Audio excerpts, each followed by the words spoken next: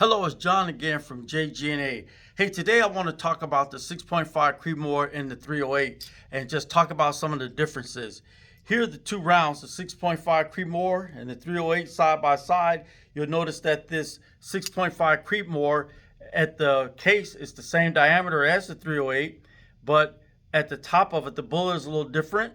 The 308 seems to have a little more width in the diameter than that 6.5 Creedmoor, which is a little longer in the construction of that bullet as well. So let's talk about these two rounds. The 308 has been around for a long time. It's been tested. Militaries use it. Snipers have used it. Law enforcement units have used it.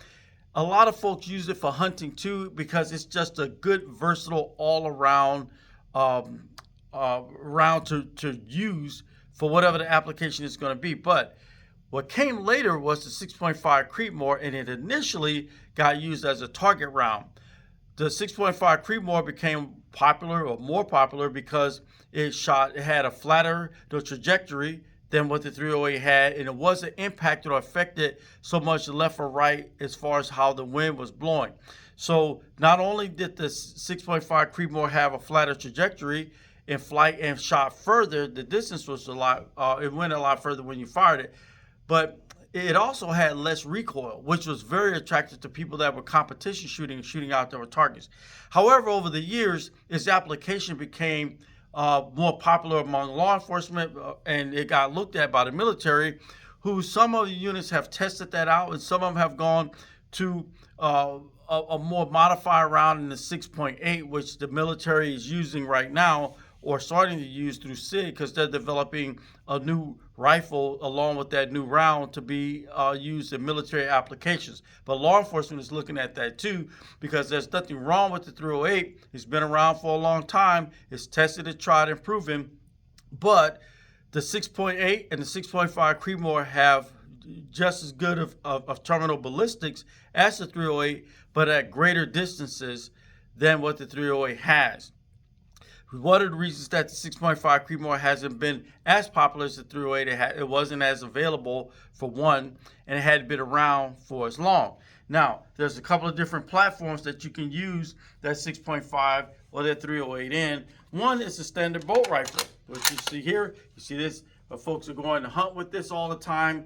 Very practical application. This is a heavy barrel Savage, and this is a 6.5 Creedmoor. However, it is also sold in this platform in the 308 as well. It's a nice rifle. This one has a little bit of weight to it because it has a heavy barrel, but if you were to put a compensator on the end of this barrel, if you would thread it and do that, you would minimize the recoil of this rifle, or you can simply get low recoil rounds, and you can use that to minimize the recoil if that was a concern for you in the 308 platform.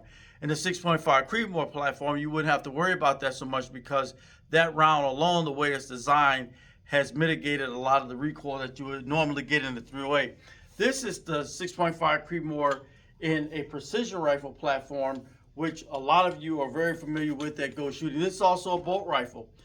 They do make these also in an AR platform where they're semi-automatic, but it's typical that in the 6.5 Creedmoor, you're going to get this in a bolt action rifle rather than to get it in the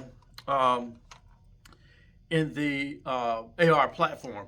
So they're much more stable in a bolt action than they are in the AR platform, although some of that might be arguable to some people. But when it comes to precision shooting, which remember that's what the 6.5 Creedmoor was initially designed for, they use those in bolt action rifles. So they also build a 308 in that precision platform as well.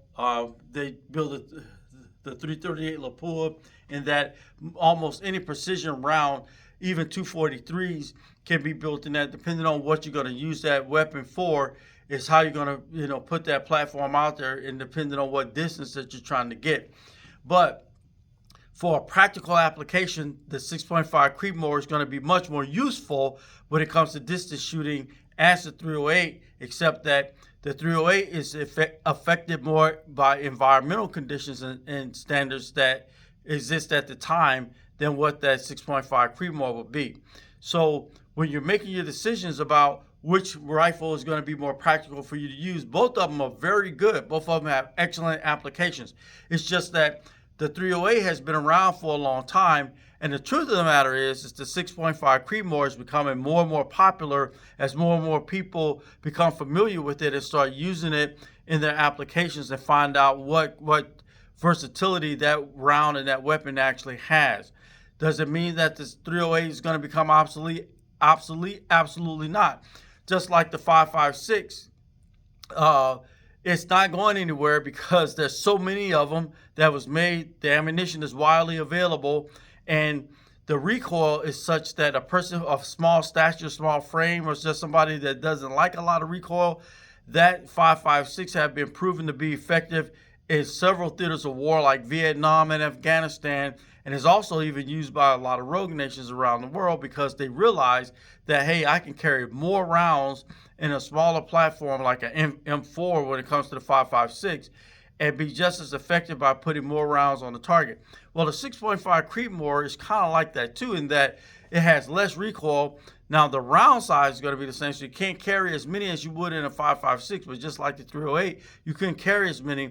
But the usefulness and the versatility of that weapon for different applications is much more useful for a lot of folks, especially if you're in the military or in a law enforcement capacity. So when you're looking at these two rounds, here's that 308, here's that 6.5 Creedmoor. The 6.5 Creedmoor, again, it has a longer body. It's more linear than what that 6.8, or rather for what that 308 is.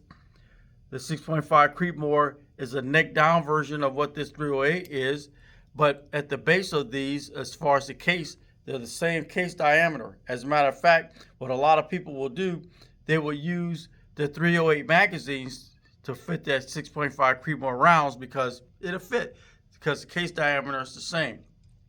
The bullet diameters are almost the same too. The difference is the actual bullet that's on the top of the round, and the performance is greatly different or wildly different between these two, in that the 6.5 Creedmoor shoots flatter and faster and farther than what the 308 does.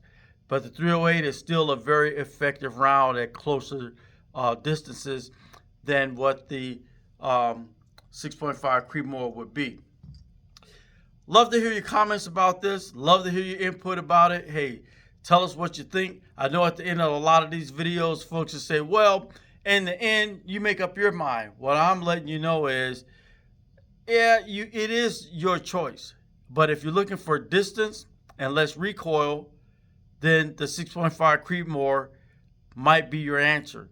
If you're looking for terminal ballistics at a shorter distance, then the 308 will be your answer. But just know that outside of 400 yards, environmental conditions are going to start impacting and affecting that 308 round in a much greater way than it would that 6.5 Creedmoor. And remember that a lot of military units and a lot of law enforcement are starting to look more toward the 6.5 Creedmoor and the 6.8, as well as a lot of civilian folks too, because folks are learning how effective that round can be and the many applications that it also has in more than just being a target gun. I hope to see you on the next video. If you have questions, let us know. Please subscribe to our YouTube channel. Continue to watch us, continue to recommend us, continue to tell your friends about us, because that makes a big difference in how we can function and the information that we can bring to you. I'll see you on the next one.